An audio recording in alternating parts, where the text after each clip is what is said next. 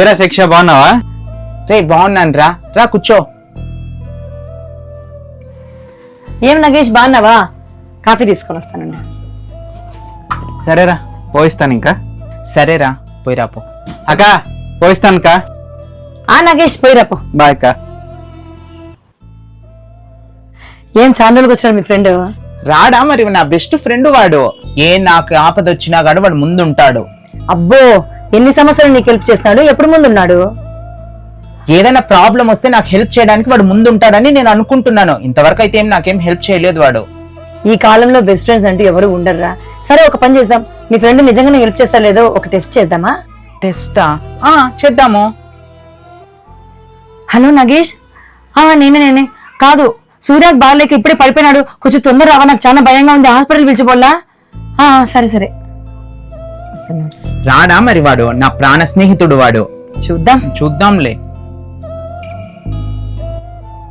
ఏమైందక్క వానికి? సూర్య ఏమైందిరా అట్లా పడిపోయినావు? ఏమో నగేష్, నువ్వు అట్లా పోతుంటే కళ్ళు కింద పడిపోయినాడు. డాక్టర్ ఫోన్ చేసి అర్జెంట్ గా హాస్పిటల్ పిలిచిరమ్మన్నాడు.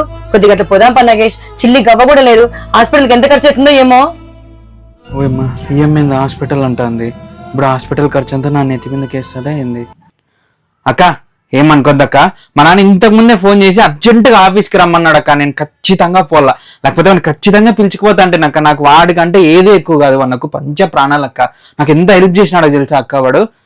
అక్క రాహుల్ గారికి ఫోన్ చేసి రమ్మంటాను లెక్క, వాడు వచ్చి పిలుచుకుపోతాడు. నేను పోలక్క, పోయేసానక్క. ప్లీజ్ అక్క ఏమనుకోద్దక్క, పోయేసానక్క.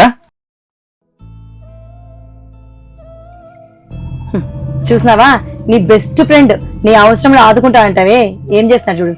అర్జెంట్ వాళ్ళని ఫోన్ చేస్తానంటే ఇప్పటికిప్పుడే. అవునక్క, ఇన్ని రోజులు వాడు నా బెస్ట్ ఫ్రెండ్ అని నేను గుడ్డిగా నమ్మినాను. నేను వానికి ఎన్నిసార్లు సహాయం చేసింటానో తెలుసా అక్క. నువ్వే కాదురా, నీలాగా చాలా మంది తమ చుట్టూ తిరిగే వాళ్ళని బెస్ట్ ఫ్రెండ్స్ అని ఒక భ్రమలో ఉంటారా. అవసరం వస్తే తప్ప తెలియదు ఎవరు ఫ్రెండ్స్, ఎవరు బెస్ట్ ఫ్రెండ్స్, ఎవరు అవకాశం కోసం వాడుకుంటున్నారని. అందరికీ నమస్కారం అండి, నేను మీ మహిత తెలుగమ్మానండి. మేము చేసిన ఈ చిన్ని ప్రయత్నం మీకు నచ్చుతుందని అనుకుంటున్నామండి. ఇది చాలా మంది రియల్ లైఫ్ లో జరిగిన స్టోరీ అండి. మీ లైఫ్ లో కూడా ఇలాంటి ఏదైనా స్టోరీ ఉంటే, మీకు కూడా ఇలా జరిగింటే కింద కామెంట్ బాక్స్ లో కామెంట్ చేయండి. మీ లైఫ్ స్టోరీని ఏదైనా షేర్ చేయాలనుకుంటే Mahitha29 అనే ఇన్స్టాగ్రామ్ పేజ్ లో మెసేజ్ చేయండి.